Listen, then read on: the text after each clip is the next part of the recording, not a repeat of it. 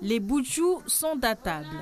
Dans les assiettes, bread chouchou et riz, un repas sans viande qu'ils prennent une fois par semaine. Je le mets au four à 60 degrés et puis je remets là-bas à 11 h.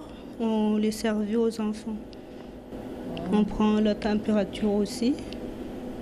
Avant quand ils mangent le riz, normalement on ne doit pas donner la viande.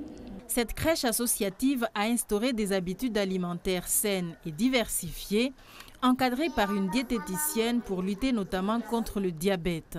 À l'occasion de la journée mondiale de la maladie de Nash ou SODA, une inflammation silencieuse ou une lésion sur le foie engendrée par la consommation excessive de boissons sucrées, l'établissement met en place des actions de prévention auprès des enfants et leurs parents. Quand il y a un excès de sucre, quand on a déjà amené son riz, ses fruits dans le corps et qu'en plus on ramène des boissons sucrées, cet excès de sucre va être transformé en graisse et va être stocké au niveau du foie et qui, au fil du temps, peut se transformer en cette maladie, et également aussi la consommation d'aliments toujours plus gras.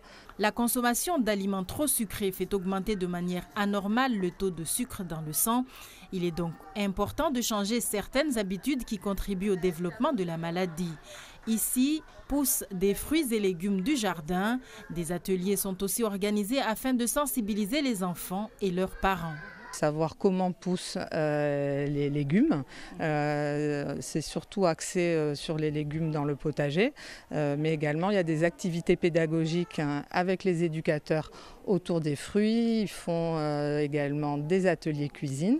Et puis moi je m'occupe du volet sensibilisation avec les parents pour justement répondre à toutes leurs questions. Ils ont pu discuter avec moi autour des quantités, mais également quels aliments introduire à quel âge.